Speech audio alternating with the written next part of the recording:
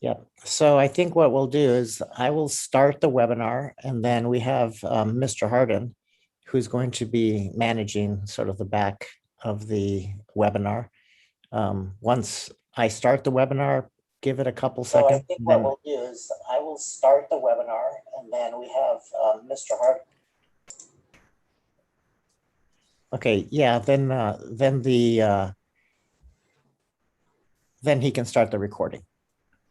And then you'll hear the sound that says this is now being recorded, and then we can start the meeting. Okay. Okay. You ready? Yep.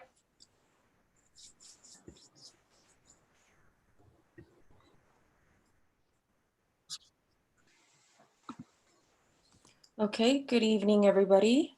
We are going to start the Jefferson Elementary School District meeting for May 20th at 7:01 p.m. Could I get members present, please, Ms. Coveray? Clayton Koo, Here. Marie Brizuela, Here. Andrea Jordan, Here. Manufo Leah Inga Anuai is not present. Maybell Manio. Here. Thank you for that. And next we will do the Pledge of Allegiance. Dr. Joyner, do you mind displaying the flag for us, please? And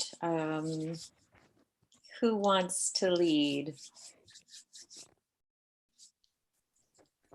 Mr. Vidalis, would you like to do the honors? Sure. Okay, thank you. Put your right hand over your heart. Ready, begin. I pledge allegiance to the to the flag flag of the of the United States of America and to the to republic for which it stands, one nation, under God, indivisible, with liberty and justice for all. Thank you so much. And on to the next item, the governance team meeting guidelines. Governance team members will review the governance team meeting guidelines.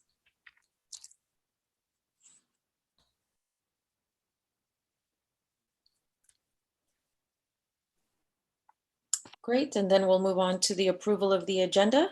Do I have a motion? I'll make a motion that we approve the agenda. Second. There's a motion and a second. All those in favor say aye. Aye. Aye. Aye. That was unanimous. Great, thank you. And let's go to board member acknowledgement and commendations. Mr. Koo, would you like to go first? Sure.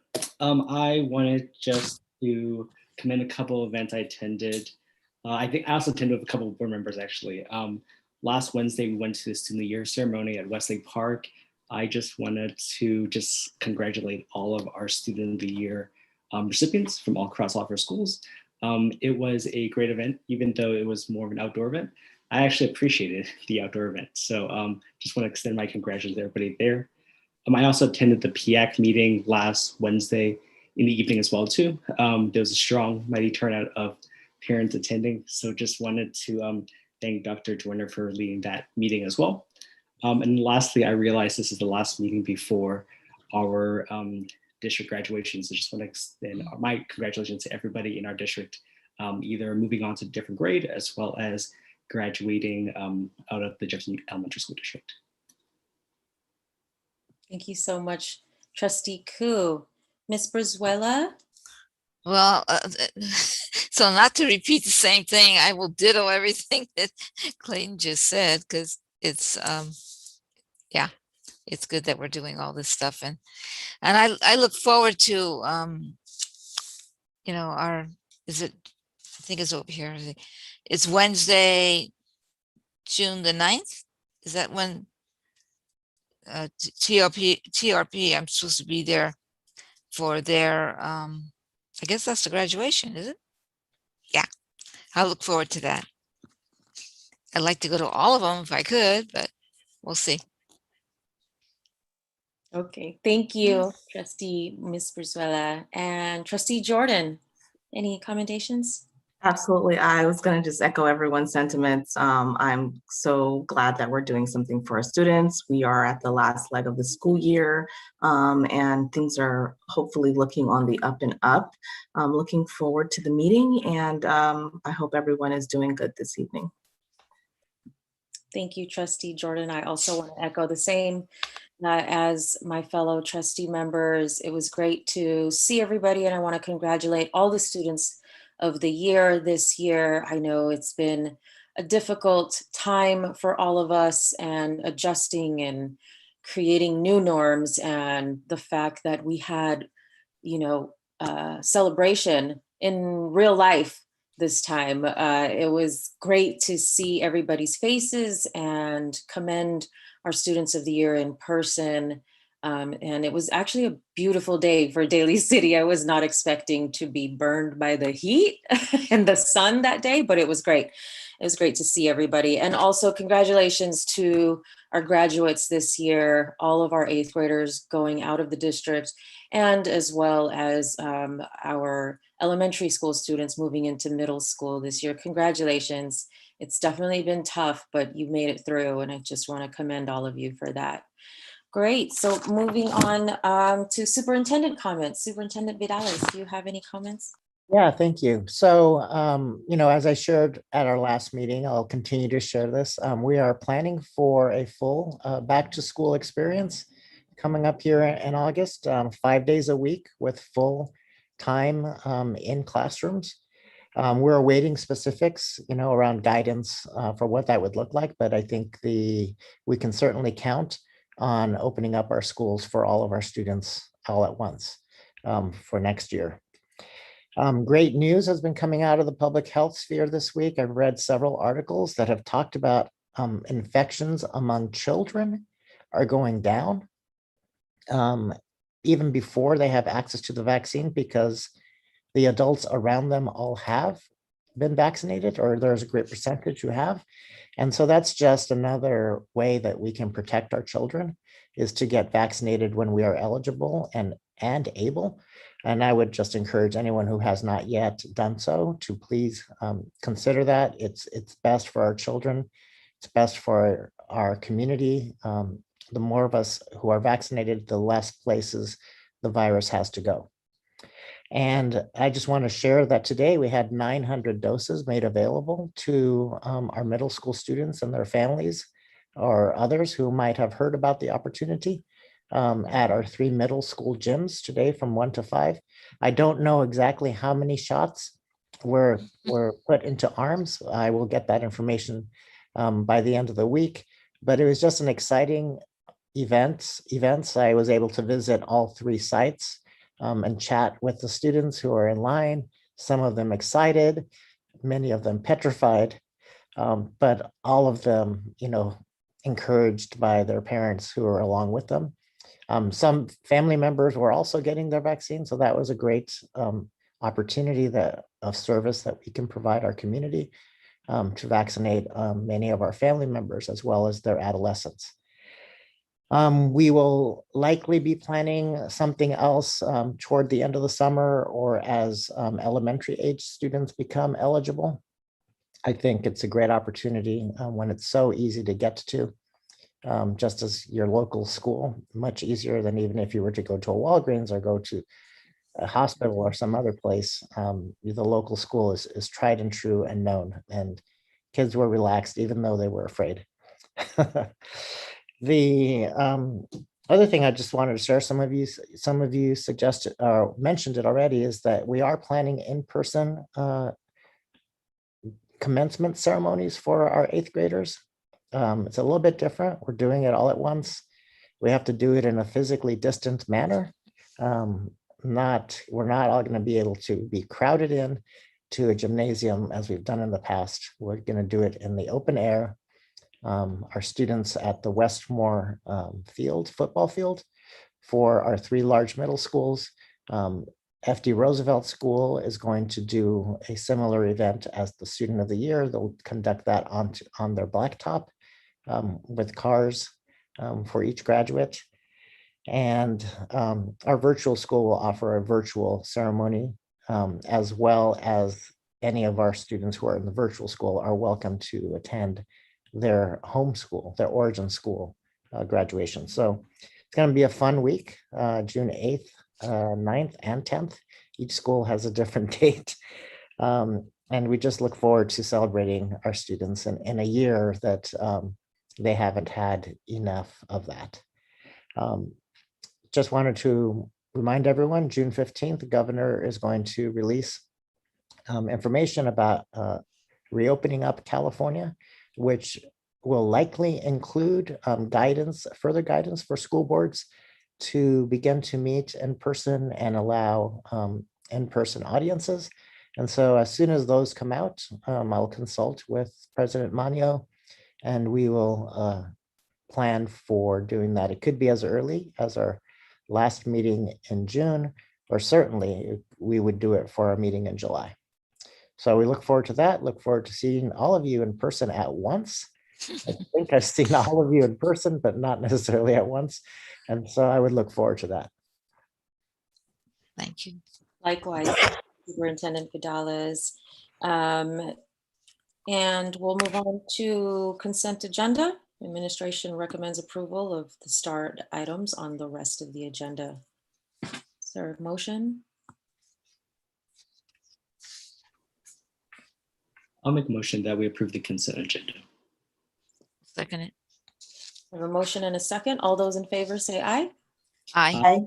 Perfect. That was unanimous. Thank you. So then we can go on to item 7D, CSBA Annual Education Conference. Board members attend the CSBA Annual Education Conference to receive ongoing professional development in a variety of board member competencies. This year, the conference will be held in person in San Diego on December 2 to 4, 2021, then virtually on December 9 to 10, 2021. There will be discussion to determine which board members would like to attend this year. The estimated cost of attending the conference for each person is $2,000, $625 regular registration from August 14 to November 12, $595 for early registration, $450 for virtual registration on August 14 to December 2nd, which is $399 for early registration, and $175 airfare round trip, $950 for lodging for 3 nights, $250 for meals for 3 days. Funded through the board conference budget. 2021-2022 conference budget is approximately $10,000. Board members can also opt to attend a pre-conference. I'll open it up. Yes, Superintendent Vidales. Yeah, I just wanted to share, some might be asking, why are we having this discussion so early? It's June and the conference is not even till the end of November. Really what we do need to know is we need to have the ability to reserve hotel rooms. Every week we wait, maybe even every day, you're a block further away from the conference center. And if we can reserve hotel rooms early, we can take care of the registrations and the choices you have at a later date. As we likely want to do that in early August, so we get that discount as well. So at this point, it's mostly a conversation among the board for who would like to attend, so we can make those hotel room reservations. We can give up those hotel rooms. It's easier to give up a hotel room than it is to give up a conference registration. So we wait until the last moment to do a conference registration. But anyway, that's mostly why we wanted to do it. We can always find a hotel room, but 1 year I think we waited a bit long, and I think we were Miles. we were not. Well, I don't know about that. Maybe there was miles before me, but I think the last couple of years ago we were at least a mile away. Yeah. Uphill. So anyway, that we'd like to avoid that. Nice place, but still, it was more walking than many of us had anticipated after being on our feet all day. So if the board wants to have a conversation about who's interested in going, we have enough for all of you to attend in person. There is a virtual option. I attended some events virtually last year. Those were okay. The content is still the same and it's still good, but you do miss some of that networking and in-person FaceTime with other colleagues. So, The question I wanted to ask is probably for Clayton. Clayton, do you, Yes. do you go to the pre-conference stuff and you go to, because you're on that commission? So as a member of Delegate Assembly, there is a day and a half now of Mhm. pre-conference activities, but I wouldn't go to like the other pre-activities on top of that because it's at the same exact time.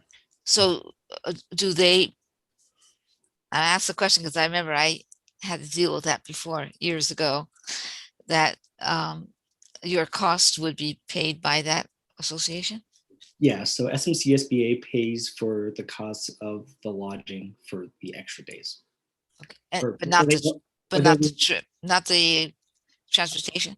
not the trip, but just they'll reimburse me for the amount of the lodging. Okay. Well, that's good because they obligate you. Okay. Wanted to make sure. Is there a no interest on the table to attend in person by any trustee? So are we all interested in going in person? If it's safe for everybody, yeah. Yeah, okay, okay. So it looks like we're all interested, Mr. Vidales, I think. yes, well, go ahead then and at least make the hotel reservations as soon as they open up, I think sometime next week. So we'll make them on the earliest day so we can get the hotel that's closer. Although I don't mind walking a couple more blocks, but it's just easier when you have bags that you just go up to the hotel room, drop it off, and do something else real quickly instead of Yeah. making a half a morning event of it. And then we will check back in as we get closer to registration and confirm with each of you. And then we'll also, at some point later in the summer, start making some plane reservations. So we may check with you on times and dates for leaving. So Mr. Koo, if you would get me or Ms. Kovarai the dates that you need to be at the delegate assembly and what your preference is for flights, because I think we'd want to book that soon. Okay, I can let you know. I also know that we are getting notified, I think next week, on a special block for delegates. Oh, okay. For So your rooms. Yeah. Okay. Yes, I can let you know that when I get that in my email. Perfect. All right. Thank you. I also make one small suggestion, Superintendent Vidales. I know that I had seen Trustee Koo with his nice JESD hoodie at the Yes. end of the year ceremony. I'm wondering if we could get that swag before the conference so that We we will. represent really well. Yeah, well, actually, we, Ms. Kovarai and I, looked into it last week to see if we can order them. As a result of the pandemic, sort of the base object, the fleece jacket that our printer, or not printer, embroiderer, the guy who customizes wear for us, he said it's been out of stock for a while, and he's going to let us know when they come back in. So yeah, that would be nice. I think last time we had the board requested the magnetic name badges before the event. So this time you can have. Which I would say has come in handy, especially when talking to everybody across the state. Yeah. The sweater might not be as nice as needed when it's kind of hot.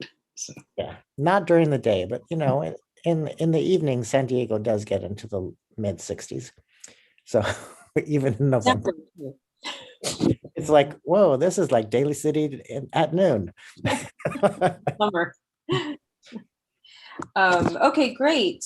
Then if no more discussion on that item, I'll move on to 8E.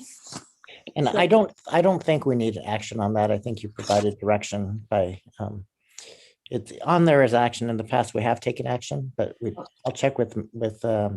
Liaina on her preferences, and then we'll move forward. Okay, Sounds good. Thank you. On to 8E, Expanded Learning Opportunity Grant. On March 5th, 2021, Governor Newsom signed a COVID relief package that included funding for in-person instruction and funding for expanded learning opportunities. JESD has created a plan based on stakeholder input on how to use the funding that will expand learning opportunities for students that meet the criteria of the Expanded Learning Opportunities Grant. The administration recommends the board approve the plan. Good evening, everyone. Hi. I am going to share my screen and this evening share our plan.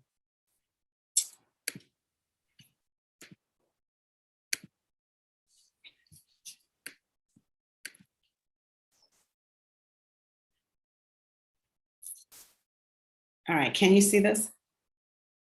Okay. So, as stated, the California legislature passed a bill, which was AB 86, which is the COVID-19 relief package. And included in that package was $2 billion for in-person instruction grants and $4.6 billion for expanded learning opportunities grants. And, sorry, I'm having technical difficulties. Hold on. Okay. So to be eligible for the funding, all school districts or LEAs must implement a learning recovery program. So we had to put together a plan of how we would spend the money. But at a minimum, we must provide supplemental instruction. We have to provide support for social and emotional well-being. And to the maximum extent, under the guidelines of the U.S. Department of Agriculture, we need to provide meals and snacks to specified student groups. And so we have created a plan that identifies all of these actions.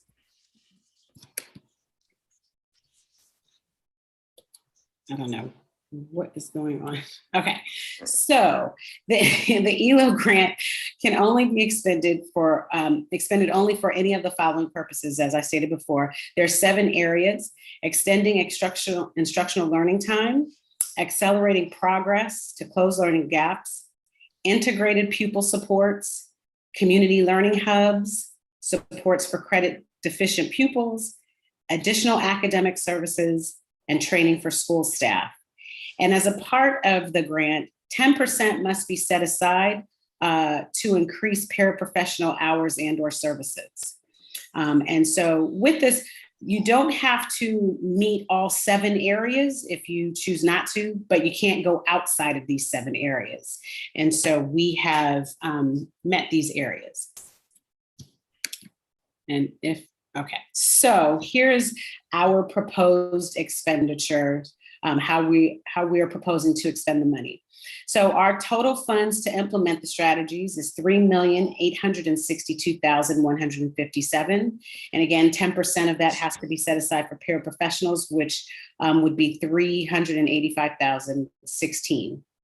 So under the first area of extending instructional learning time, we are looking to spend $1,027,477. And these are examples of what we are planning to do. So a summer program, extended day and/or year, providing intercession, and book nook tutoring.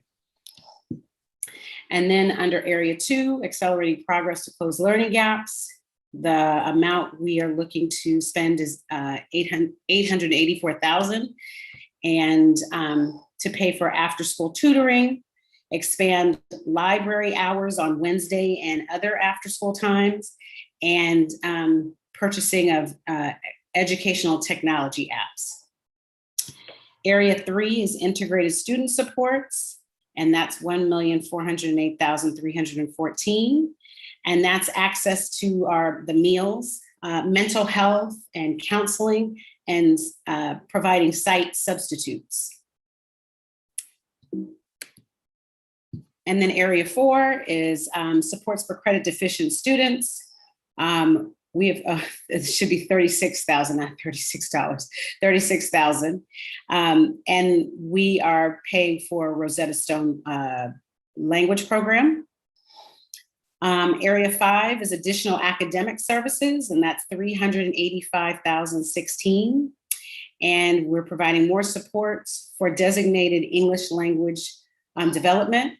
We'd like to upgrade the wireless access and offer more hours for classified staff to help support students during the day.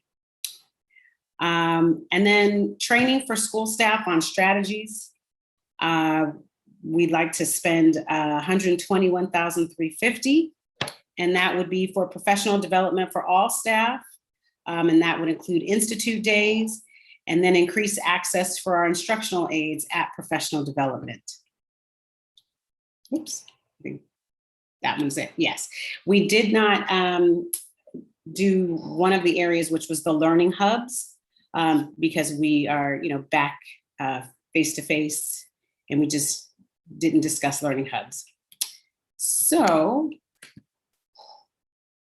that is the end of the report. Are there any questions? Thank you, Dr. Joyner. Do any of the trustees have questions?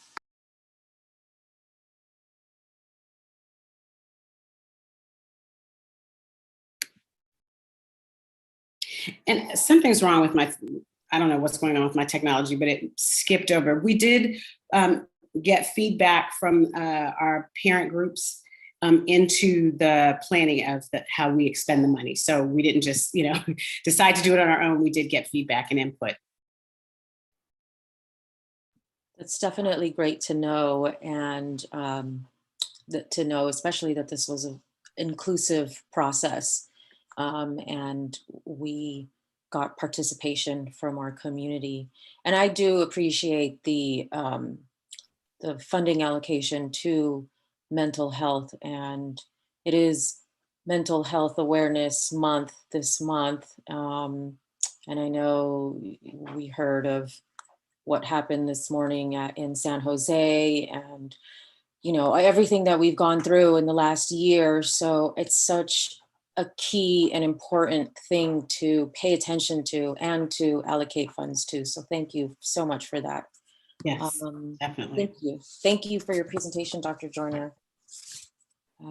If no other discussion, then we can move on to the next agenda item. Mr. Vidalis, you have We something? do need to vote on this. Oh, sorry. Yes, you're right. Okay. Well then, if no other discussion, I'll take a motion.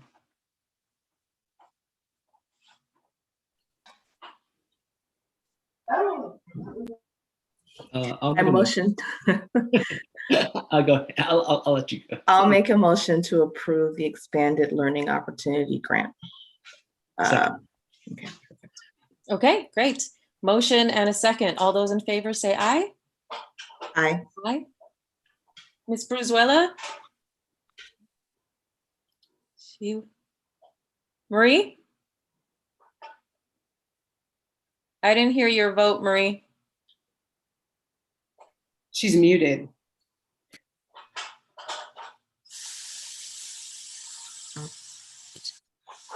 Am I on now? Yes. Okay. I said aye. Okay, great. Thank you. You're welcome. That was a unanimous vote. So it is approved. Thank you very much. And we'll move Thank on you. to item 8F, the LCAP, Local Control Accountability Plan. The administration is bringing forth the latest draft of the Local Control Accountability Plan for the public and the board to review and ask questions. A final draft will be presented at the June 9, 2021 board meeting for public hearing and considered for approval at the June 23, 2021 meeting. That's me again. I will share my screen.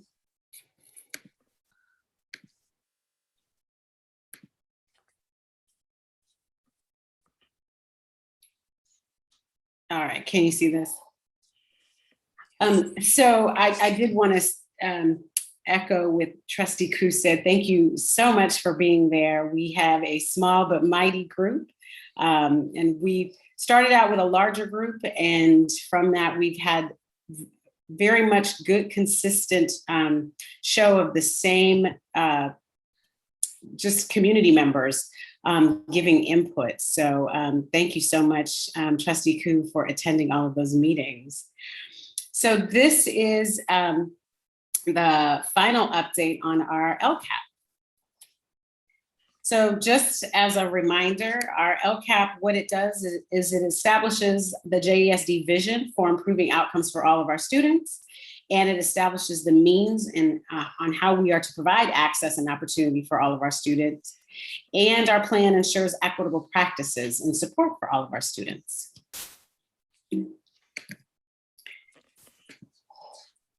So as the years progressed, we've had a timeline. And so everything that is highlighted in blue has happened.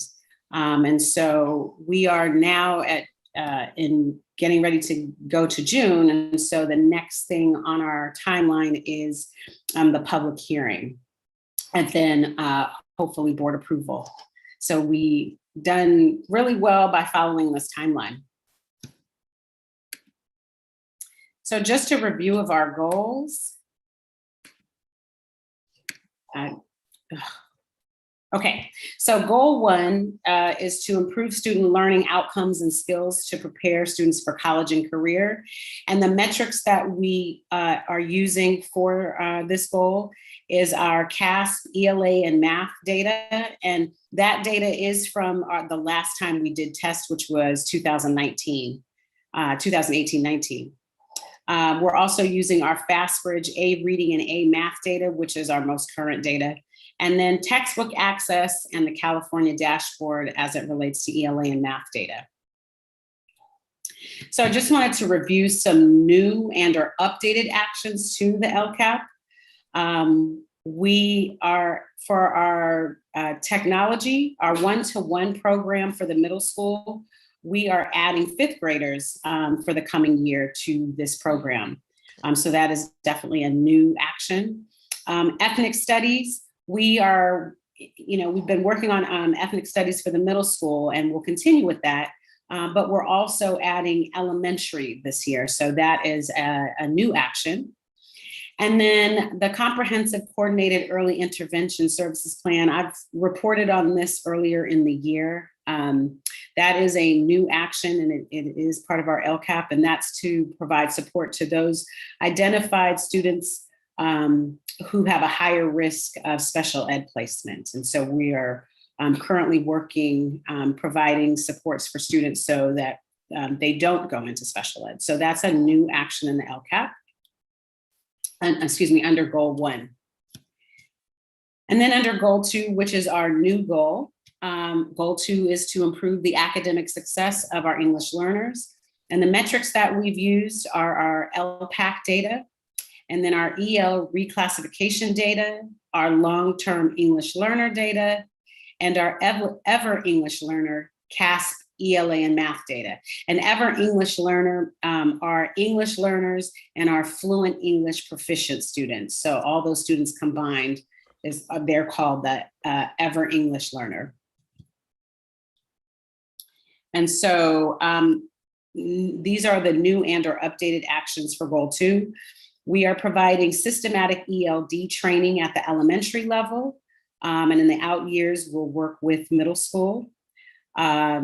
We are providing professional development on integrated ELD, and we're going to train certificated and classified staff on strategies that work to support English learners.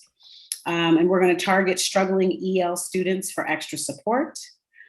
And we are providing Imagine Learning licenses we use Imagine Learning with our newcomers, but we've expanded the language licenses to use with that cohort that I was just talking about with the CSACE plan, so the Comprehensive Coordinated Services Plan. The students who are in cohort 1 are also using Imagine Learning licenses, and it is a language program.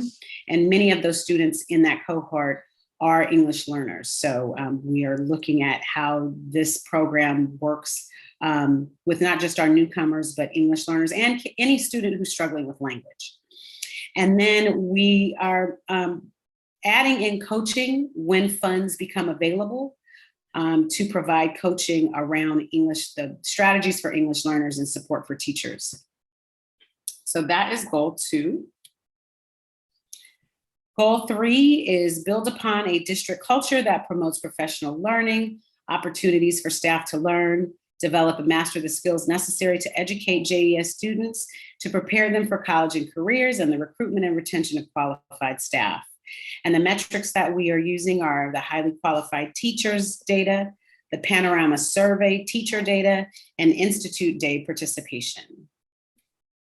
And so some of our new and or updated actions, we are exploring having a technology committee to explore the latest education technologies and professional learning around technology. We're providing professional learning for administrators to provide professional development for our leaders.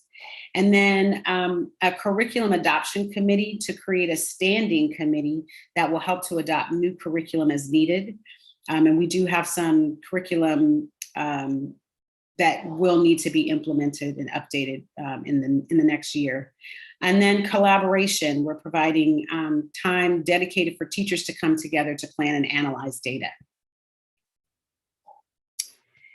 And then goal 4 is provide a positive school climate for students, staff, and families, which includes safe, secure, accessible, and efficient classrooms, facilities, and grounds. The metrics that we're using are the Panorama survey student and staff data, our chronic absenteeism data, and our suspension data. And so with that, our new and our updated actions, inclusive curriculum. So we're going to ensure that all of our students can see themselves in the curriculum. And then homeless and foster care youth supports, provide extra supports for our homeless and foster care youth.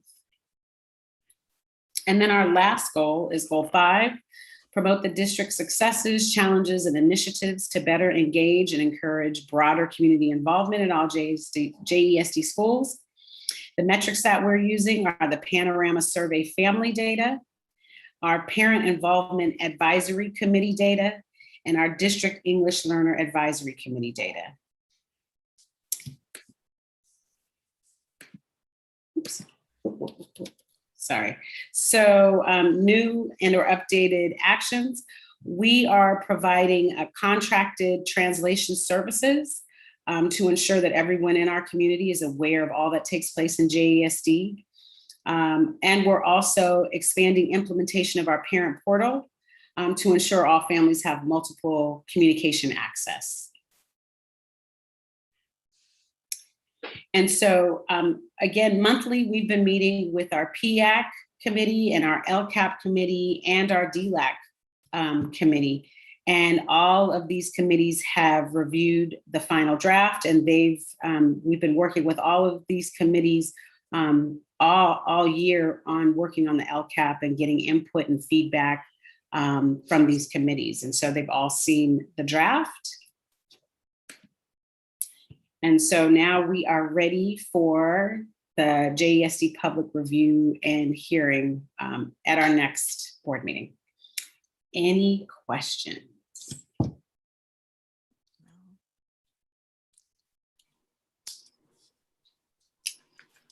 I just wanted to say thanks, Dr. Joyner, for the presentation, as well as thanks to the PIAC, DLAC, and all the groups involved with sort of reviewing and sort of figuring out what goes into the LCAP this year. I realize a lot of things have changed, just even the course when we first started. So appreciate all the time that everybody has put in to make this plan work. You know, I don't know if this is something you would know or if this is a superintendent question, but I realize that with some of the budgets changing around, especially for our school district as well as the statewide level, some of these kind of initiatives may be expanded or may shift around in the next year or so. I was wondering if you knew sort of what was in place in terms of how some of these dollars would sort of go support some of these additional goals versus other goals. Well, I can answer that, Dr. Joyner. I think a prime example of that is our expanded learning opportunities grant. That's just a 1-year funding. And obviously, we're not going to stop doing those activities after next summer because they're all very important. So we looked at this opportunity for stakeholder feedback and input as also input into how we use our extended learning opportunity grant, as well as the federal relief funds that are on their way. And so we think that we have enough funds through these state and federal relief funds to be able to continue the expanded learning opportunity at least for 3 years, for sure for 2. And I'm pretty clear that the third year's in there we can do it for the third year as well. And then we're hoping that by the end of those 3 years, that we'll have a good sense of what's been the most successful and most necessary. And then we can begin to think, how do we incorporate that into our budget? You'll hear from Ms. Kessler later tonight, as well as Mr. Lauro about our budget. You know, there's some very good news as long as we look at one-time funds, but there's some concerning news for ongoing funds, particularly related to our declining enrollment. So we want to be able to take a look at all of that so we can make it, you know, so the district can stay active and viable, you know, for the next 10 years, not just the next 3. Okay, cool. Thank you so much.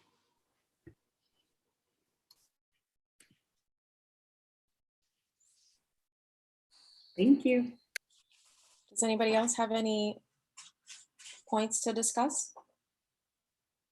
No? Okay. Thank you, Trustee Koo, for that follow-up question. The answers were very insightful, and I love the long-term vision that we have for the district. And thank you, Dr. Joyner, for the presentation, always succinct as usual, and to the committees and the groups that partook in this and participated and was the driving force. So we will be ready to discuss that further in our June meetings and hold public hearing for it. To move on, item 9F, Board Resolution number 21-05-26, resolution for temporary interfund transfer loan at year end from Fund 40 to Fund 01. The administration recommends approval of resolution number 21-05-26, resolution for temporary interfund transfer loan at year end from Fund 40 to Fund 01 to cover year-end cash flow shortfalls as a result of state deferrals.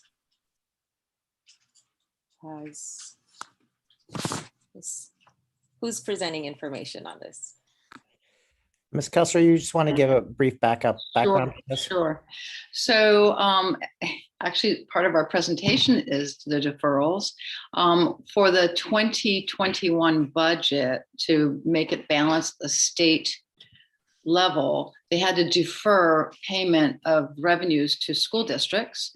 So what basically they did is, instead of getting it in June, we're getting monies in July. And just, it's like 15 days into the new year. And in order to make sure we don't end up with a negative fund balance, we bring this to you so that it can cover it. We don't believe we will need it, but if we do need it, then we need a resolution in order to be able to borrow those funds. And then as soon as we get them from the state, we put the funds back into Fund 40. And it's the same kind of thing with the other resolution item for the central kitchen. We wait for revenues to come from the state and the federal government. They are a couple months behind always. And so we may have to borrow money from Fund 40 in order to be able to pay our bills. And that's that whole thing with cash flow. And what happens is, when we get reduced cash flow, reduced fund balances, we don't have the luxury of having cash flow being as easy as it used to be. So the shortfall is 2 weeks. For this right now, that's what it is. But we don't believe we will really have to use it, because we've been getting some of the federal funds and such that will probably cover that gap. Most districts are either doing a transfer like this, or they're getting trans, which is a temporary loan that they get and then they repay. And it's, we fortunately have enough funds in other funds to borrow them and then give it back to our other funds. Whereas other districts don't have that money. And so they actually have to borrow from outside their districts and then pay that back. Okay. Thank you, Ms. Kessler, for clarifying. If no trustees want to discuss, I'll take a motion. I'll make the motion that we approve resolution number 210526 for temporarily, oops, I'm losing my place. The interfered transfer loan at the year as recommended. So we're just borrowing it for now, and then we're gonna put it back in place, right? Yes. Okay. We do this every year for food service. And whenever we have deferrals that the state does, then we do that as well. We did this last year as well. Mhm. But last year we had to do it earlier in the year. Oh, that's right. Okay, so I made the motion to approve it. Thank you. There's a motion on the floor. Second. Motion and a second. All those in favor say aye. Aye. Aye. Great, that was unanimous. For item 9G, board resolution number 21-05-26A, resolution for temporary interfund transfer loan at year end from Fund 01 to Fund 13. The administration recommends approval of resolution number 21-05-26A, resolution for temporary interfund transfer loan from General Fund 01 to Cafeteria Fund 13 to accommodate logging federal reimbursements. So as Ms. Kessler stated, it's much like the first one that we just did. If there's no other discussion, I'll take a motion.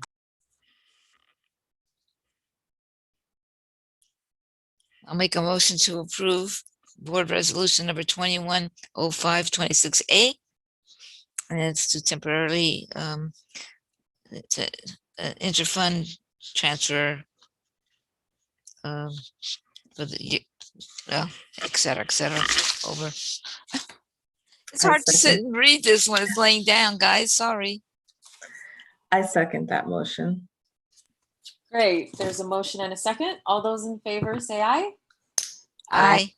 Perfect, that was unanimous. So that's approved. On to 9H, update on the May revision of the state budget.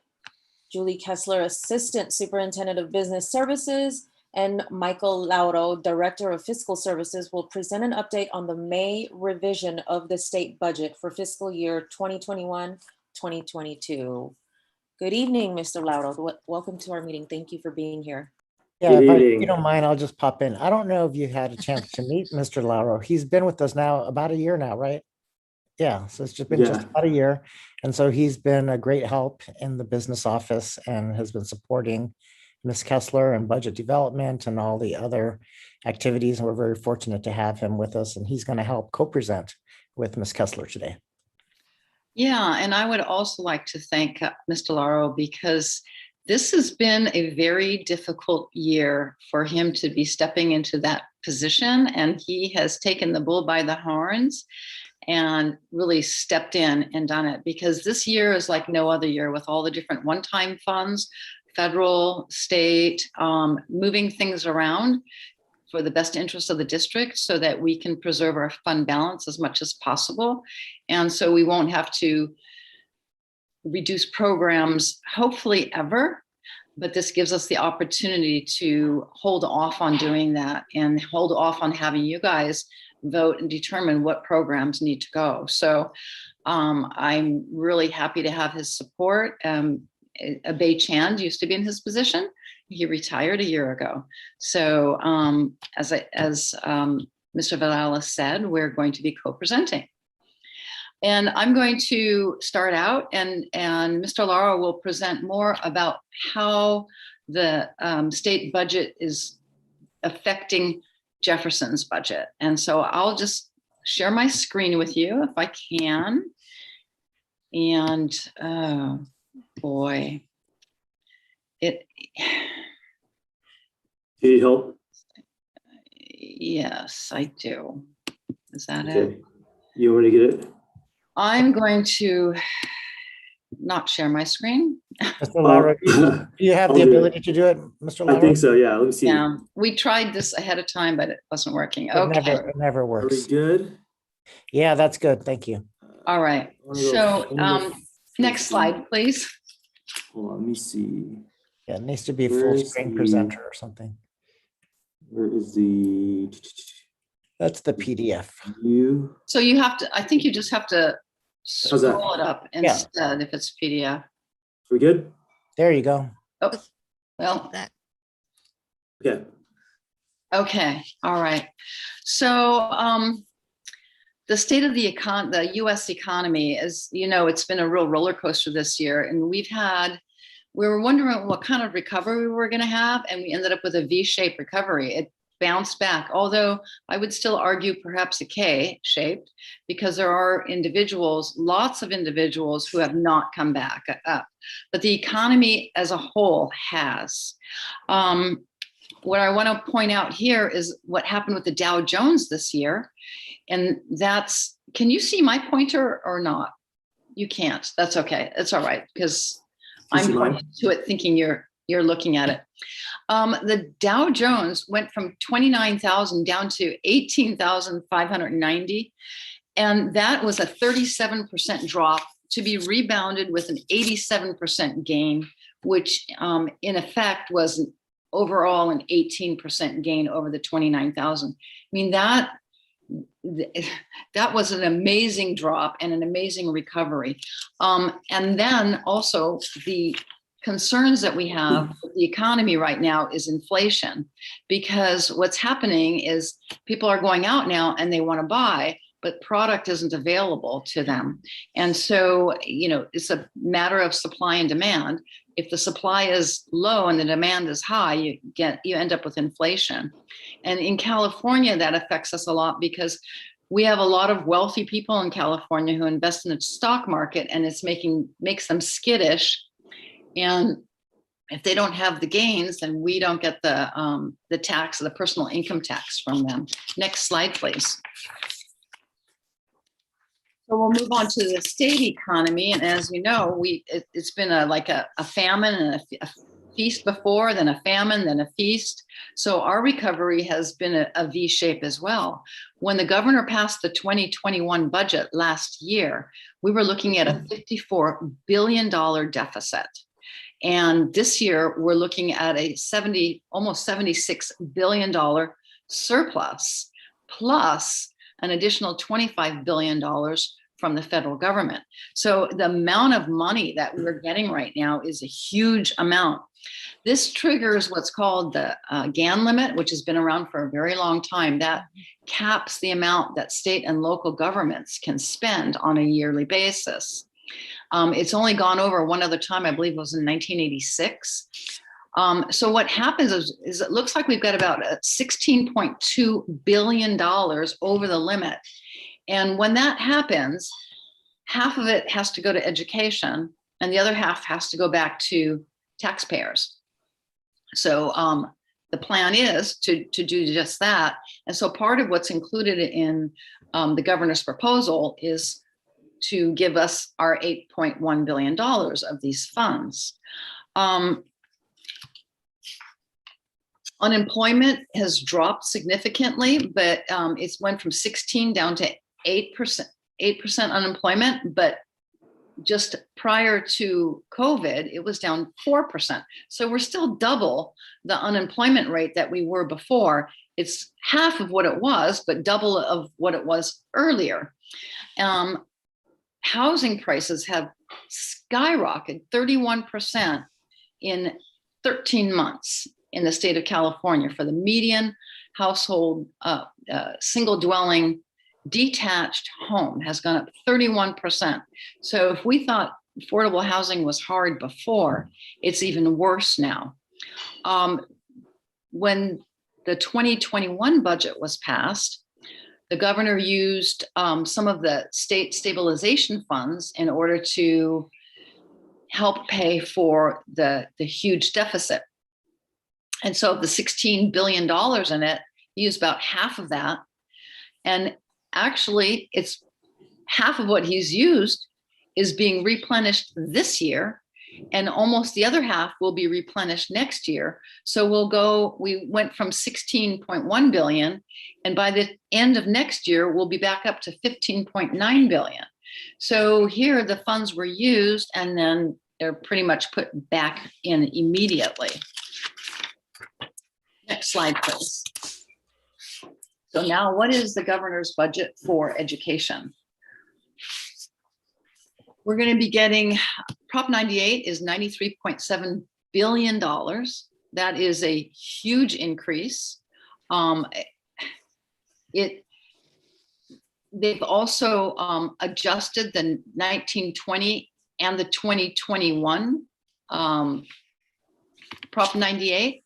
And it looks like the 1921 looks like it's decreased by 0.2 billion, but it had this is only since January. In January, it had already increased by 1.9 billion.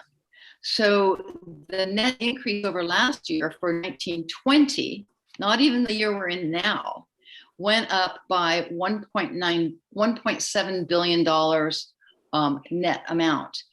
For this current year, since January, it's gone up $10 billion. And prior to January, in the January proposal, it had gone up 11.9 billion. So this year alone, the gap is almost $22 billion difference from what the governor had originally, what we originally had from last year, or should I say from this year, from the 2021 year.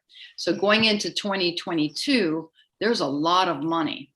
So in addition to the Prop 98 funding, the governor would like to repeal what he put into last year's budget. That, remember, he wanted to give additional funds to education by increasing the amount they would get from the state revenues from 38% to 40%. Well, come January, he already wanted to repeal that. And he wanted to replace that with one-time funds of $2.3 billion. Well, now he doesn't want to do that anymore.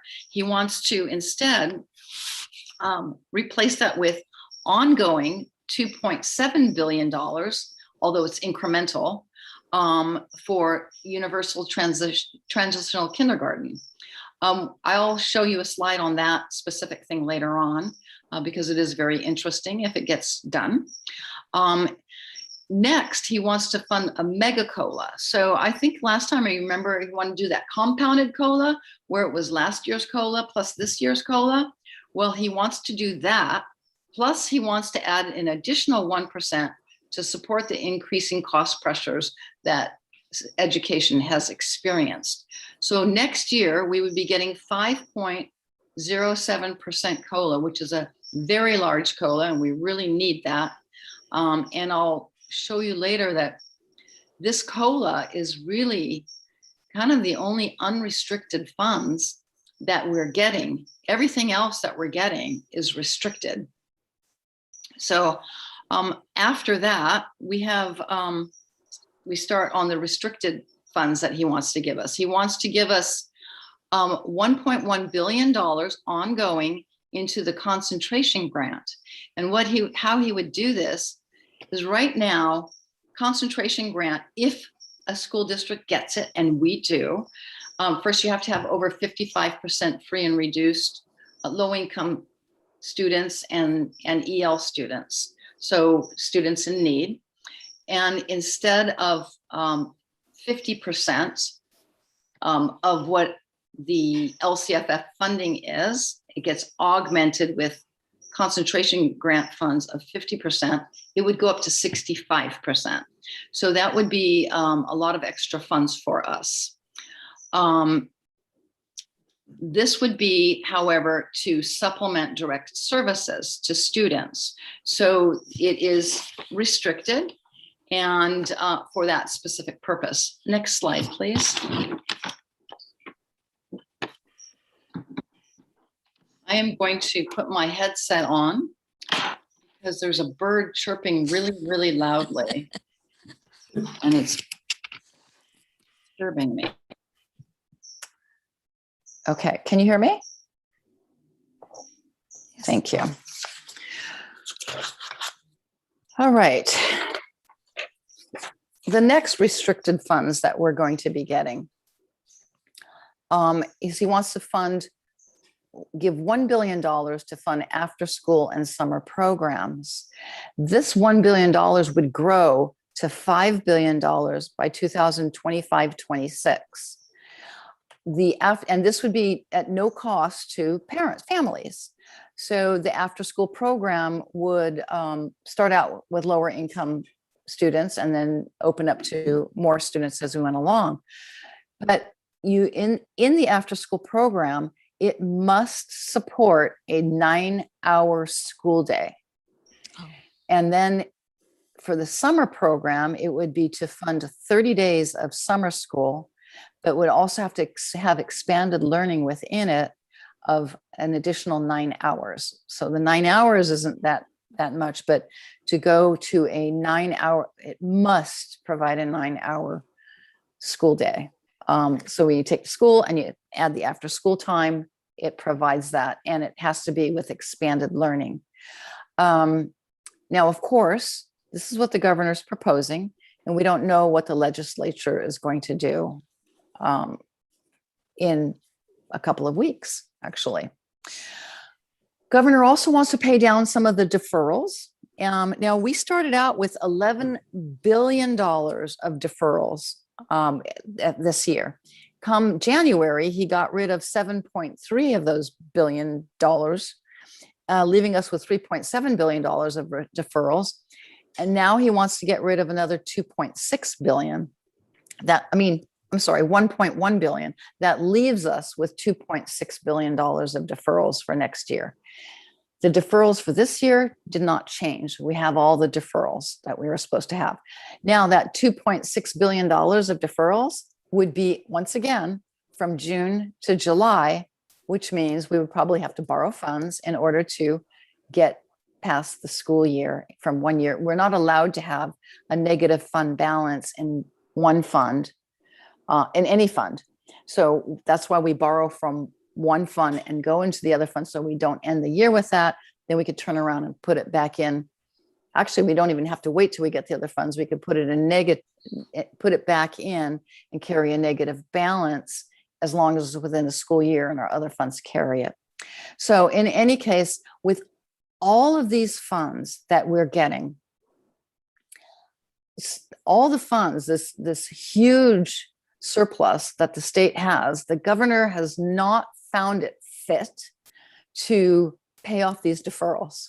Instead, it's kicking it down the road, this liability to the states, kicking it down the road to another year and putting billions and billions of dollars elsewhere, but not to pay off these deferrals, which cause so many school districts the need to float a trans in order to be able to cover their cash flow issues.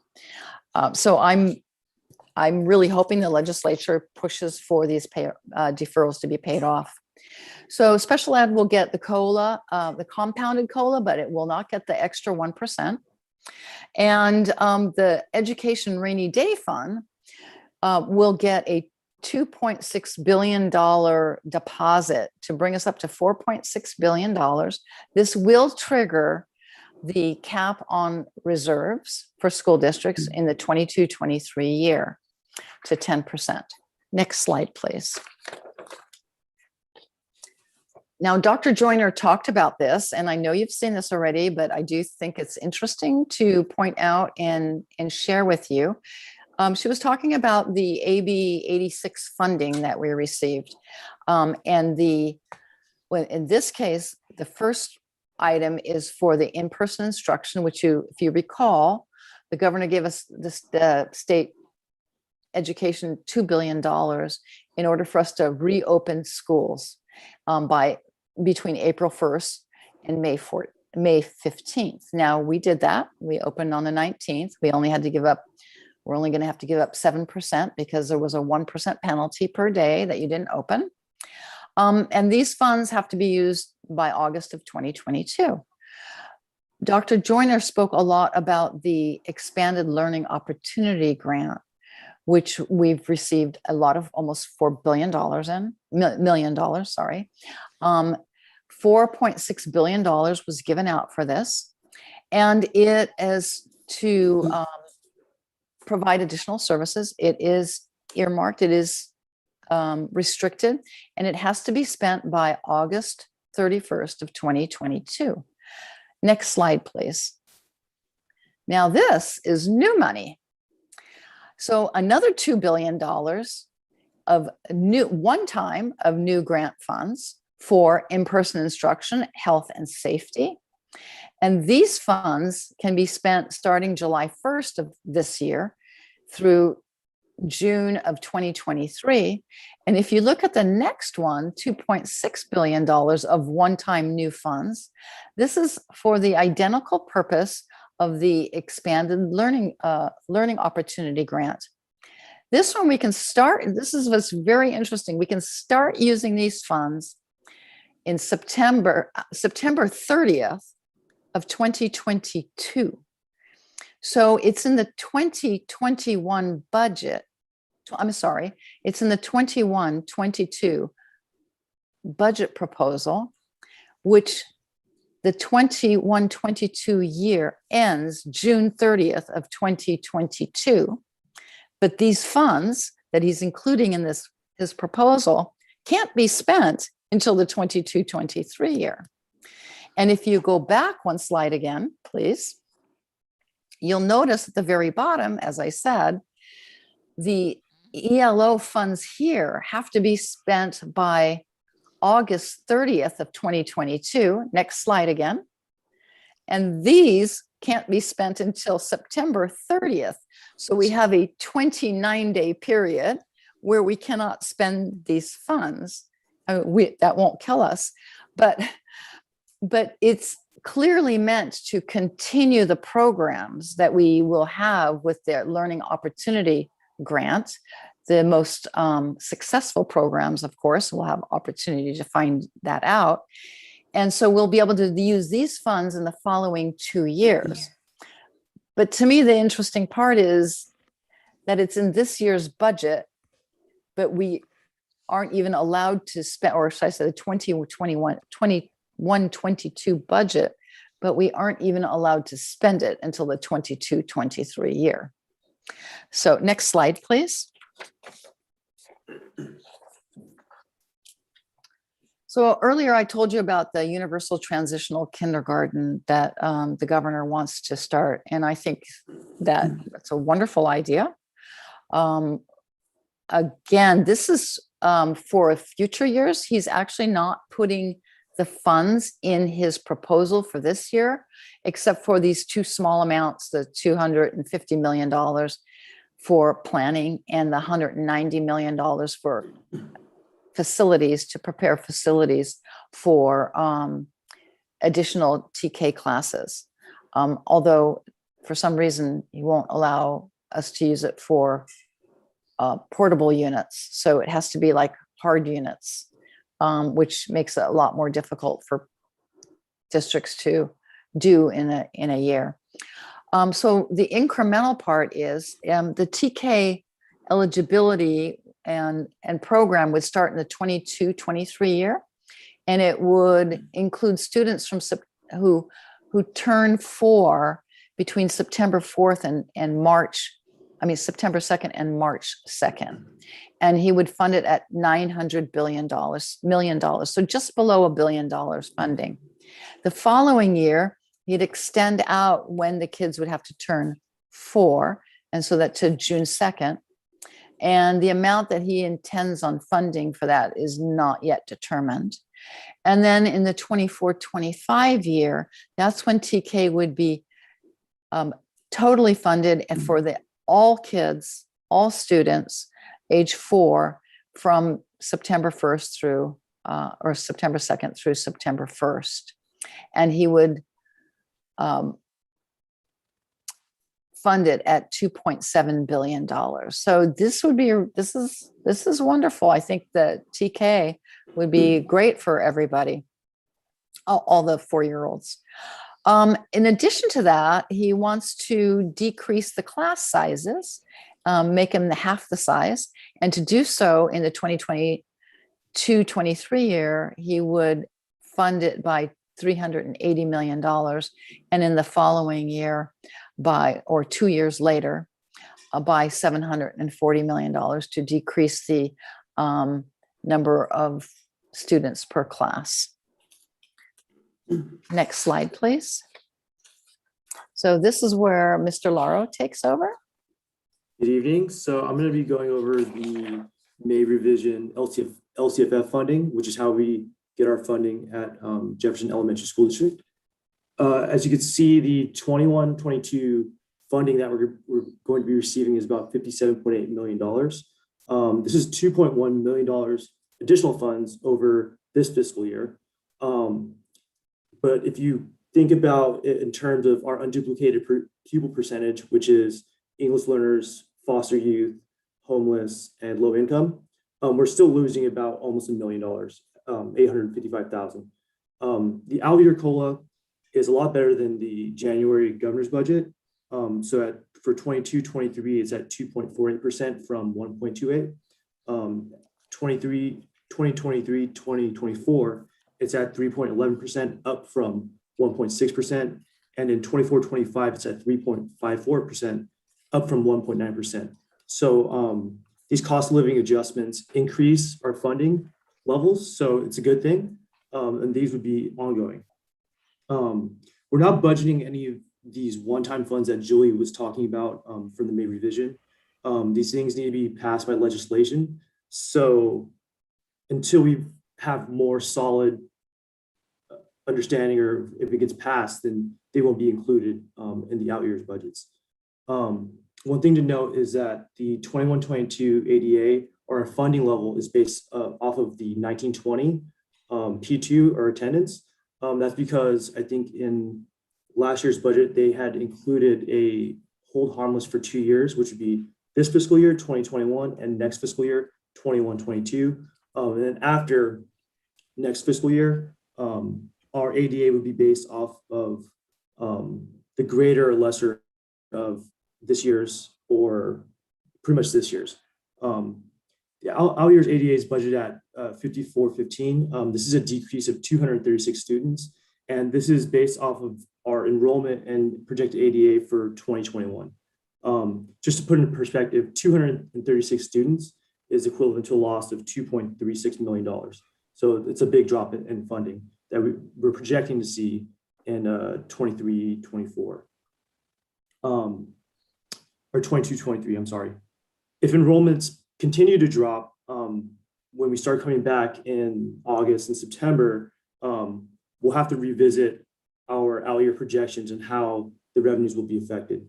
Obviously, this was a tough year, and we're still unsure of who's going to be coming back, what families came here, what families ended up leaving. So we'll have to definitely revisit that when in the first interim for next year. Also to note, the unduplicated count has gone down from a higher level, around 67% to 65%. And then in the out years, it goes down to 64.4%. When this percentage goes down, we lose supplemental and concentration grant funding. So as this percentage goes down, we'll continue to lose funding. So Julie also talked about the AB 86 and the in-person instruction grant that we had. We missed 7 days, so we lost 7% of it, and we're projecting it to be at $1.7 million. We'll get the total figure for that in June when the CDE and the state totals it up. There's also the expanded learning opportunities grant that Heidi has also talked about at $3.8 million. And just to as a reminder, these are one-time funds that are coming to us with restricted on how we could spend it and restricted in the timeline of which we could spend it. Also included in the multi-year projection and in the budget development for 21-22 is the step and column increases for all of our staff. These are ongoing cost increases, as well as increasing STIRS contributions, as well as PERS contributions. And also to note, the 21-22 negotiations are currently underway. Other federal funds that we're receiving, the ESSER 1, the ESSER 2, and the ESSER 3, these are all federal funds, which are also have tight spending deadlines, but also have very restrictive ways of how we can spend these funds. Julie had talked about if the expanded learning opportunities grant gets expanded from September 30th, 2022 to August 2023, if that actually passes and goes through, that could be a good thing, and we can continue those expanded learning opportunities grant programs. However, if they don't pass legislation, what we most likely could do is use these additional federal funds to figure out what were the best programs to come from the ELAW grant, and to continue those programs with these additional one-time funds. So some concerns and considerations. I remember when I came to the district in June 2020, the state was in pretty dire financial situation. Luckily, the state rebounded, and we're having a more prosperous year for the state and for education as a whole. And the governor's budget proposal is built on record revenues. The revenues have increased 5.5%, but the expenditures have also increased by 19.1%. A lot of these one-time funds are going to help us in the next few years, but as they expire, this won't backfill any funding that we'll lose from unduplicated students going down, as well as enrollment and ADA going down. So like I said, a lot of these restricted funds are kind of like categorical programs where they have to be spent. These revenues and expenditures are earmarked for specific purposes. So we can't just put them towards our normal general fund expenditures. Also to note, the declining statewide student enrollment and overall state population, Prop 98 funding will likely continue to be funded under Test 1. So what that means is unlike Test 2 and 3, the Test 1 does not use prior year funding as the floor for future funding. So most of the state's revenues come from the top 1% of income earners in California. So if this year ends and we begin next year and the following years, and we don't have as prosperous years for the state, this could directly affect the Prop 98 budgets, and we could potentially see what we saw at the beginning of 21-22 with a huge budget deficit for the state. So we just want to keep that on the back of our mind as we come through this crazy year, this standard deviation crazy year that we've had, and just be aware that that can potentially happen if the stock market and the economy doesn't continue to move forward and go up. Julie. Okay. I'll take it back. So our next steps are standard every year, except for last year, it was different. We will be bringing the budget to you at the next board meeting, and you'll also get the LCAP, and the LCAP has to be approved prior to the budget, and then the budget. And then after we do that, the state will pass the budget, and we will have 45 days to adjust our budget accordingly. And then we will report out to you what those adjustments are officially on the first interim report. But prior to that, we will let you know in another report how it will affect us. And so with that, you've had a lot of information given to you. And what I'd like to do is just go over a few takeaways. Number one is that there are a lot of one-time monies that are coming our way, have come our way, and are coming our way. they are restricted. Unlike some years ago, we were getting a lot of one-time monies that were unrestricted. All of these one-time funds, every dollar of them is restricted. We are also getting some good, according to this budget, ongoing funding. But all of the ongoing funding, with the exception of the COLA, is restricted again. So we're getting a lot of money, but it's all restricted. And most of them are for new services, not just restricted to continue what we're doing, but to provide new services. So that puts a lot of pressure on us. However, some of these funds we're able to use them and to help us preserve our fund balance, as I said earlier, so that we don't run out of money earlier than we have the ability to right size. Which brings me to enrollment. Again, I say this every time, declining enrollment is where our problem lies. It cannot fix itself. If enrollment goes up, that's great. But if it goes down, we have to right size in order to maintain our services. And the last thing I want to say is this governor's budget is a very aggressive budget. And there are concerns as to how long it can be sustained, because there's a lot of future hopes that are in this budget. And if the revenues don't continue for the state in the way they have this year, then they won't be able to be sustained. With that, if you'd like to ask either of us questions, we would like to answer them for you.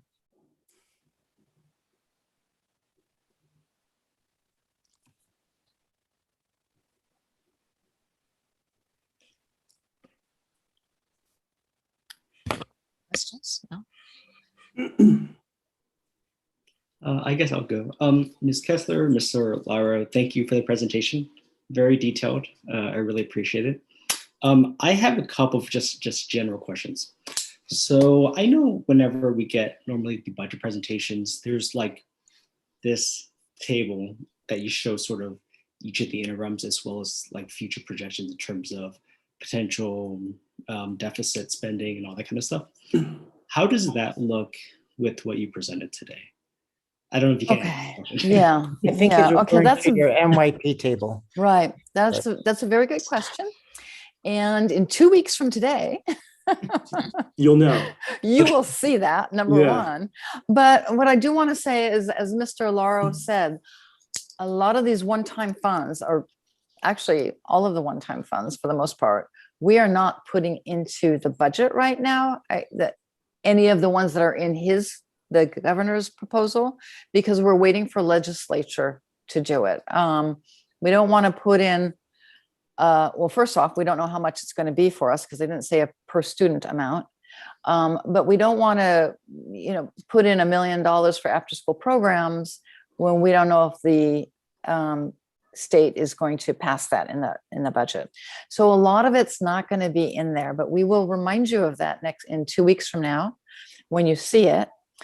We are in a better position than we were before because of some of the one-time funds that we have already received. Like, for instance, the in-person learning for right now, for the CARES funding. The CARES funding Coronavirus has allowed us to use those funds for a lot of things that we were able to preserve our fund balance as a result.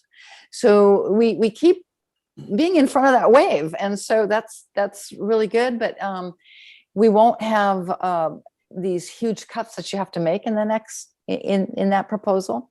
And then come first interim, we will know what we are going to be getting from the state, but I cannot say at this time whether we will actually have a plan for spending it yet, because clearly that that large amount, that $2.6 billion that the governor has for extending like the learning opportunity funds, we couldn't even put it into the budget in first interim or second interim because we can't spend the money until the following year anyway. So hopefully we'll have a better sense, and hopefully some of these funds will come to us without such great restrictions. And also to note, like I said, we're going to lose declining ADA protection after next fiscal year.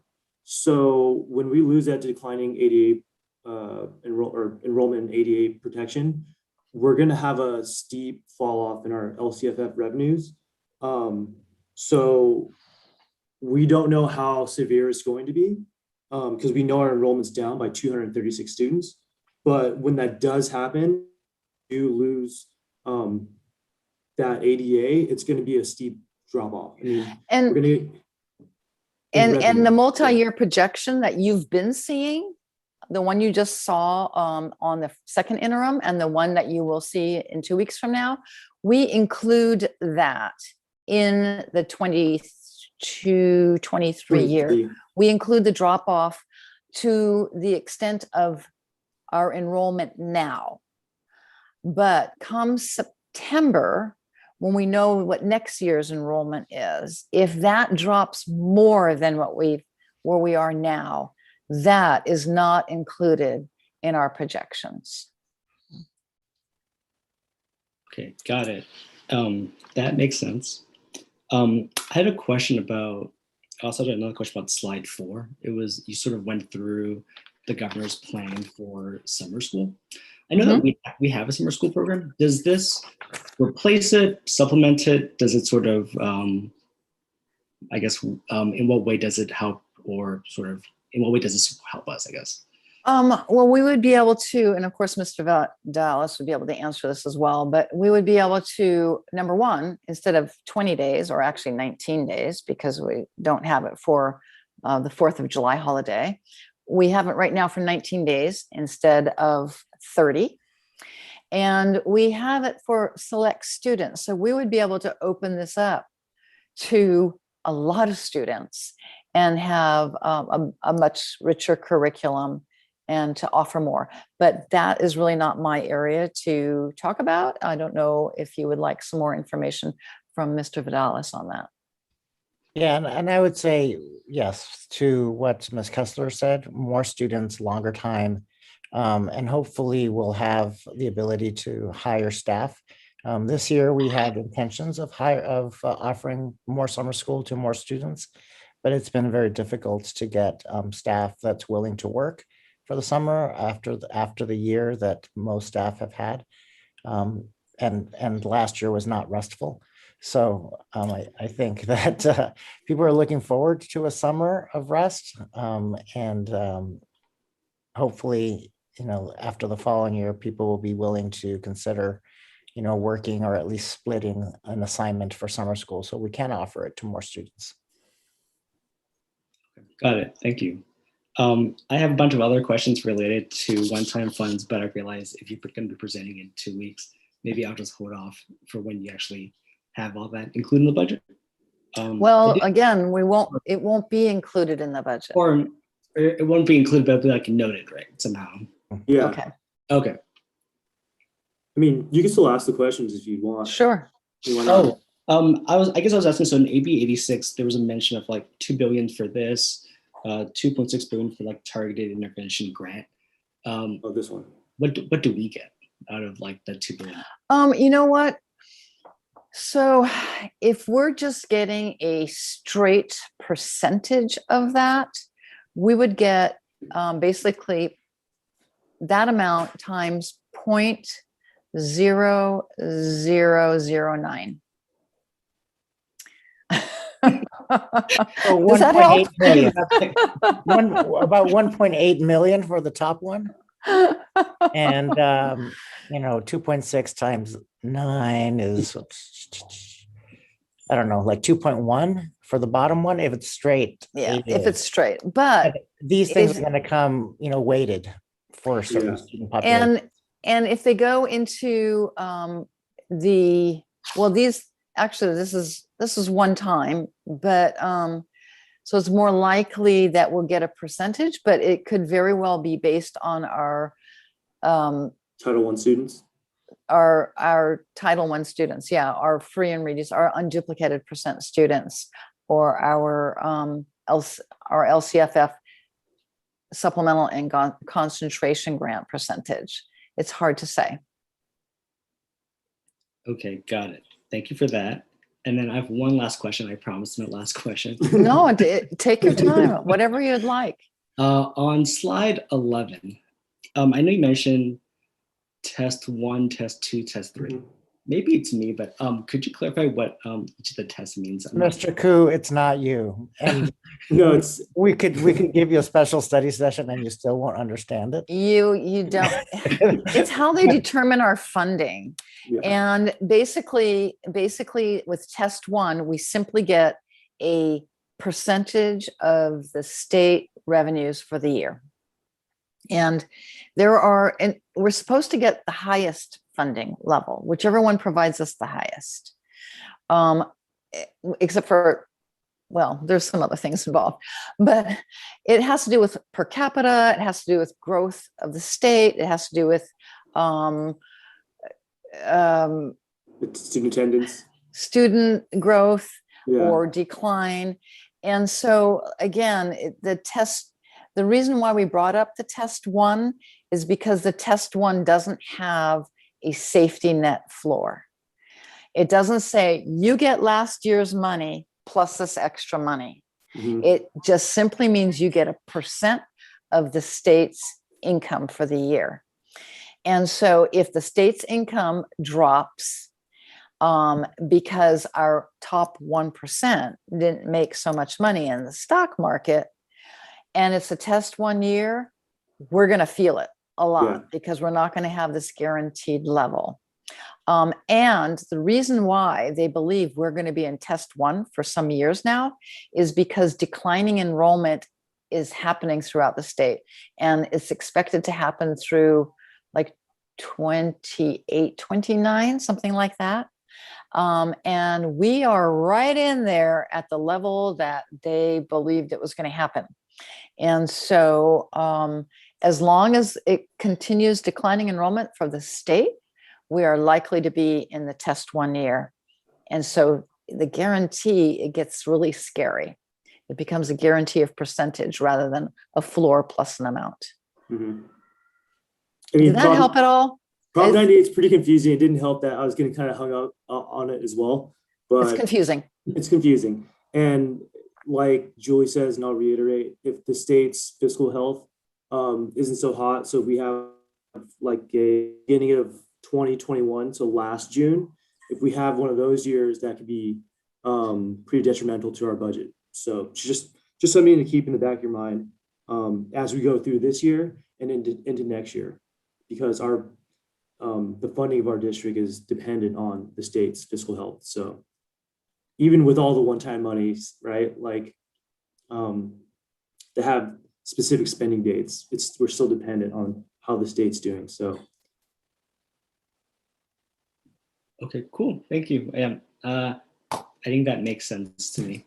I'll try to do more research after this call. You don't want to. Spare yourself. You can try, Mr. Koo. You're much smarter than the rest of us. Maybe you're going to explain to us. With that, I'm good with my questions. Thank you. okay, I'm gonna stop sharing. Any other questions from any other members? No? Thank you, Mr. Koo, for asking those questions. Actually, I had a couple of the same ones. Not sure if they were super clarified, but does the test have anything to do, does CPI factor into that? No, it doesn't. No, it's not part of what will make, it's not part of the formula for any of the tests. Got it. Okay. Because you say like state overall health, and I feel like that's so macro for me. I was just trying to whittle down what were the factors there. Yeah, the main Primarily, factors. right, the 1%, the performance of the stock market and capital gains taxes Personal Okay. income tax. that the highest 1% earners pay. So that's the main factor. So when The you see majority, stock market drop, then you Right. know that the state revenues will drop. the majority of state revenues come from our top 1%. And if they don't do well, we don't do well. Thank you. Layman's terms. Appreciate that. Thank you. Mhm. Any other comments or questions?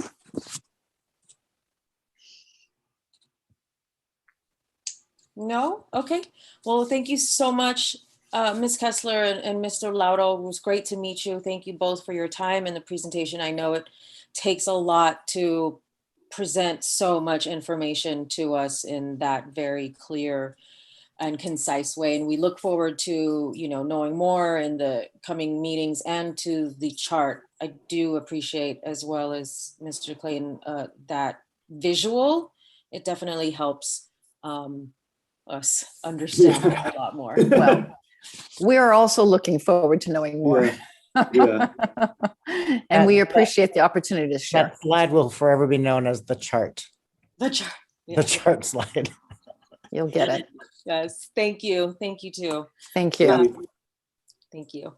And looks like we are going to move on to 10A, certificated retirements 2020-2021. The administration recommends approval of the retirement requests from the following certificated employees and requests appropriate resolutions be prepared, commending them for their years of service with the district.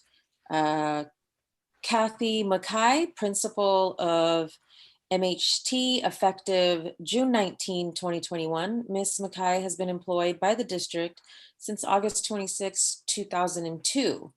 Lori Rizzo Cummings, 7th and 8th math and science teacher at FDR, effective June 12, 2021. Ms. Rizzo Cummings has been employed by the district since August 31, 1995. And Marquay Hill, 2nd grade teacher, effective June 12, 2021. Ms. Hill has been employed by the district since September 3, 1993. Mr. Valenti. Yes, thank you very much. I was just doing some math here and looking at these three wonderful colleagues of ours represent 73 years of service to our district. And having all three of them go at one time, while I wish them the best of luck, it will be, they will be missed and difficult to, I'll never say replace, but have folks come into their footsteps. I want to wish them all the best of luck and thank you for all your years of service to our district. And recommend that their retirements be approved by the board, of course. Thank you, Mr. Valenti. And that is definitely an indication of their commitment to the district, and we super appreciate their time and all of their contributions. I will take a motion. If anyone wants to present. I will make a motion to approve the certificated retirements for Kathy Mackay from MHT, Lori Rizzo Cummings from FDR, and Mary Kay Hill from, doesn't actually say, but 2nd grade teacher. Garden Village, Mr. Oh, doesn't say it. Okay, Garden Village. And actually, I've had a chance to meet some of them, and I'm honored to make this motion for this approval. You're right, it's not on there. Gonna hear that in the morning. Second.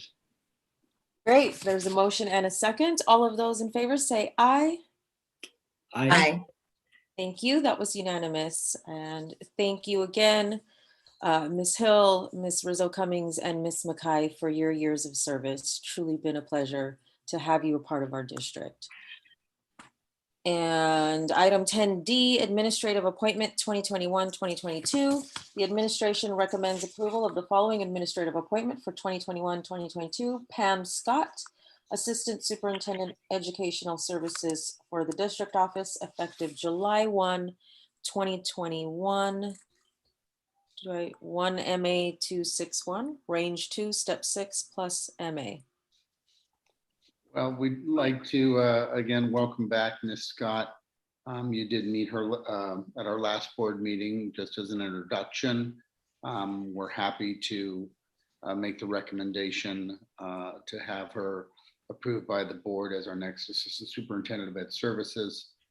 And she has come to say a couple of words. And of course, if there's any questions before or after you take action, she's here for her first time in open session, I guess you can say. Ms. Scott? Well, why don't we have the board vote to approve her appointment and then she can say thank you. First.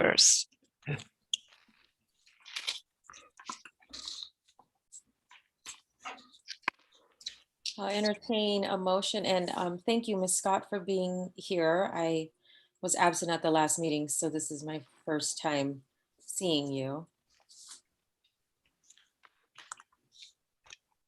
I'll make a motion to approve resolution number 210526 for a temporary. Mrs. Interfund. Brazilla, we are on item 10D, approval of the appointment.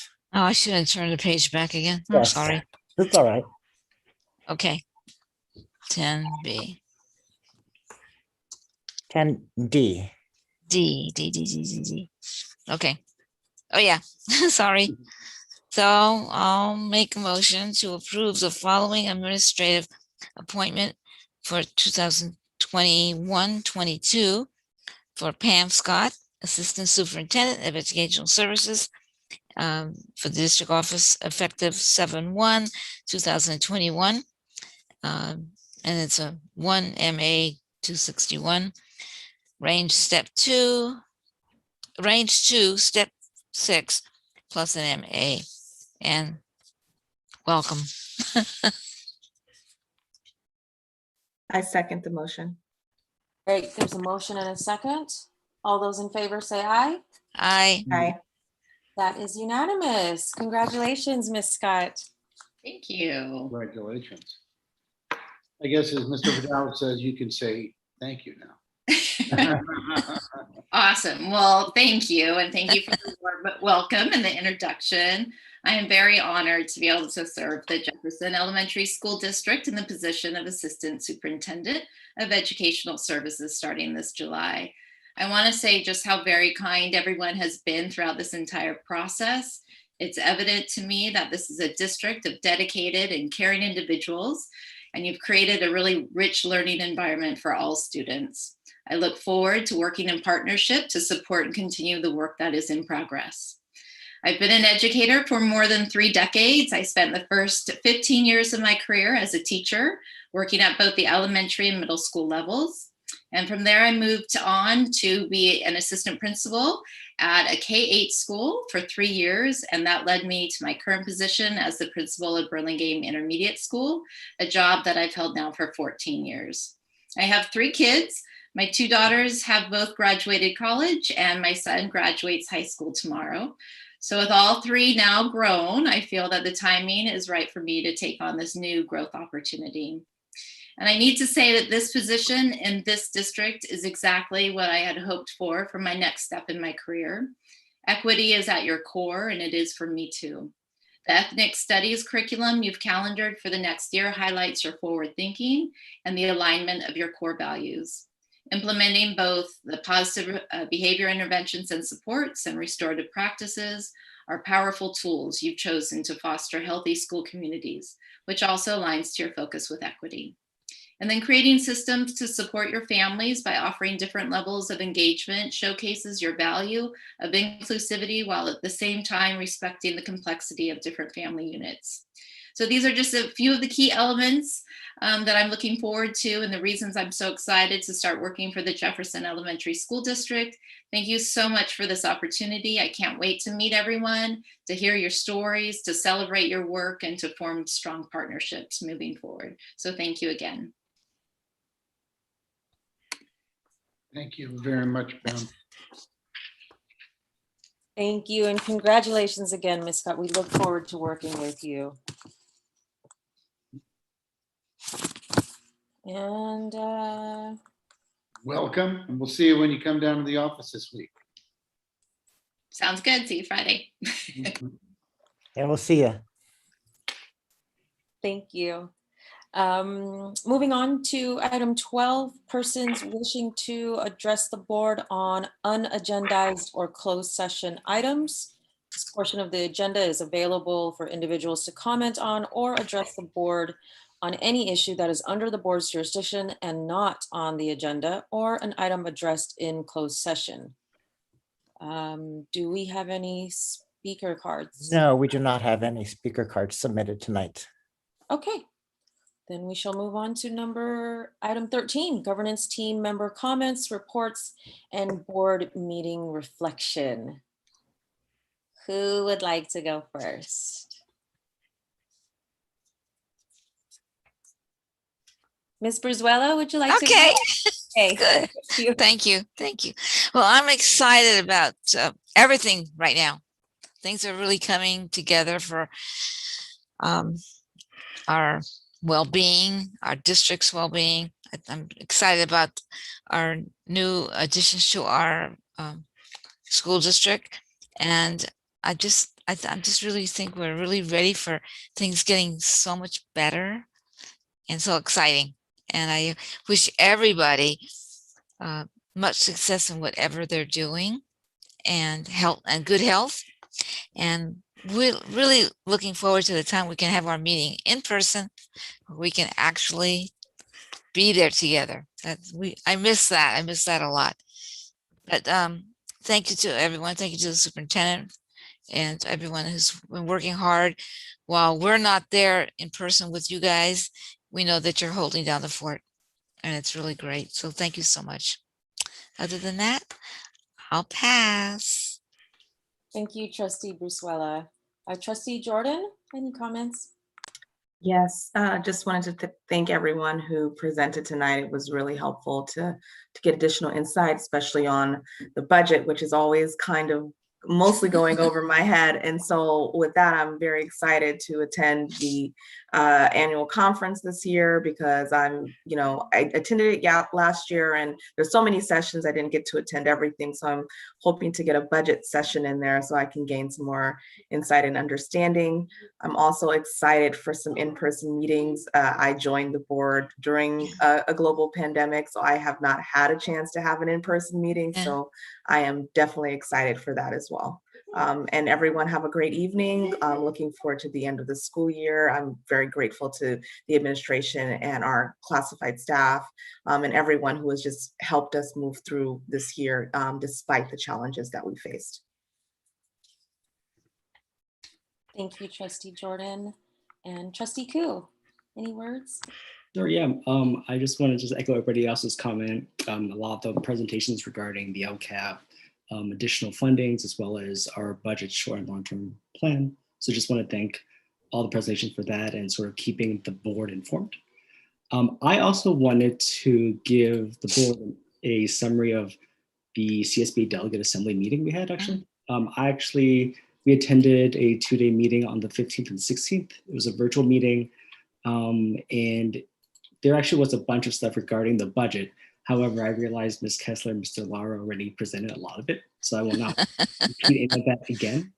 I did want to share a couple of things regarding, there was a summary that was sent out to delegates statewide regarding summer learning and some of the challenges that they were facing. And just in general, some of the key challenges were related to recruiting staff. I think we mentioned that earlier tonight's meeting, as well as the capacity to serve all students in need, and making sure that they're able to support students regardless of if we're able to get funding or not. And then sort of finding ways to support students and parents who are interested in a summer learning program and how best to support them. And then there's additional portion regarding asking districts about their priorities for summer learning. And I know some of that statewide included addressing learning loss during COVID-19, supporting low-income and Title I school students, English language learners, foster youth, homeless, in special education, some of the groups that might have been impacted during COVID-19 as a way to find summer learning resources to support those students. And then we also did have a breakout group with about 20 groups of delegates from across the state regarding return to in-person learning. Sort of kind of going through what were some of the challenges that we anticipate heading to the 2021-2022 school year, as well as some of the prep work in advance for just kind of going back to in-person learning. One of the big categories that came up pretty much across every group, and I think pretty much took up half my group session, was about mental health, kind of making sure that the districts were supporting students as well as teachers and staff when it comes down to making sure that they felt ready to learn, but also supporting them, especially during some difficult draining times, from virtual learning to in-person learning to COVID-19 to the worries about health and safety. So mixing all that together. Also concerned about how best to use one-time dollars and funds, similar to the budget presentation tonight, how best they can use those dollars effectively so they can actually have meaningful impact now versus later on as well. Addressing staff burnouts and retirements. I understand that staff had taken a huge toll trying to teach remotely during COVID, as well as sort of going back in person now, finding that balance and supporting them out. Delegates also reached out to CSBA and asked if the organization itself could actually provide some guidance for districts dealing with the changing information regarding federal, state, regional, and local rules regarding COVID-19, whether you need a mask or not, vaccines and all that kind of stuff. So CSBA was going to look into figure out if there's a way they could provide more streamlined information for school districts to be able to actually act upon it. Kind of looking into expanding broadband access for all families. And I think one of the last ones here I noted here was find a way to balance so that school districts weren't necessarily only supporting students, the families and teachers, but also the broader community, because during the pandemic, schools became more of a community center, sort of bring groups of people, regardless of whether they were in the schools or not, together. So figuring out how best we can sort of do that moving forward post-COVID as well as into the coming school year. So that's my summary for Delegate Assembly. 2 long days of information, sort of hearing updates from across the states as things are actually changing in real time. So that was really good to hear from everybody. And then I also wanted to make an ask for closing tonight's meeting. So right before the Delegate Assembly meeting, we actually heard that the current CSB president at that time, Suzanne Kitchens, had stepped down due to illness. And unfortunately, we got news today that she actually passed away from cancer. And I just wanted to ask if we could close in honor of her. She had been a school member for 6 terms. She actually had ran for CSBA leadership several times, and she actually finally won CSBA president this past year. So I want to close in honor of her. And then as President Mania mentioned, there was a mass shooting today in San Jose. So just want to ask if we can close in honor of those victims as well.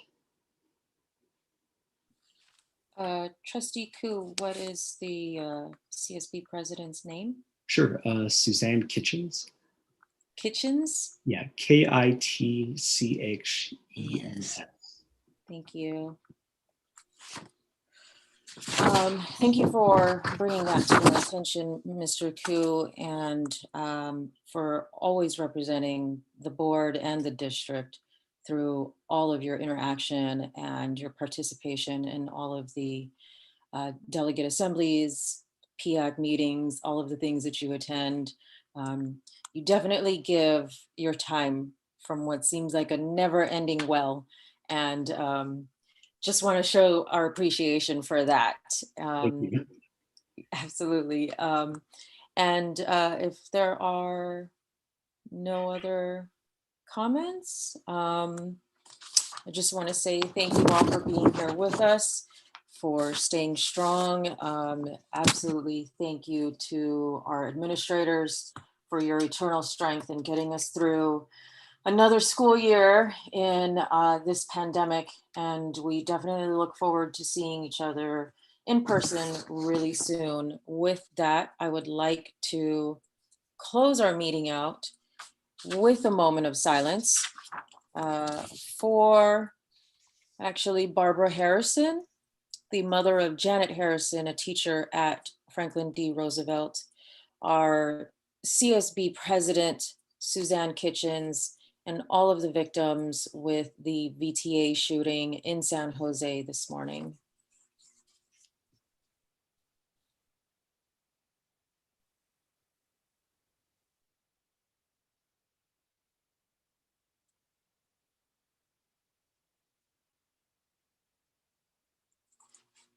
Thank you so much. Adjourning this meeting at 8:55 p.m. Thank you. Good evening, everyone. Not adjourning, we're pausing it. We're We're going to go to closed session, 5 minutes. Good night, everybody. Thank you. Thank you. I will post in the chat.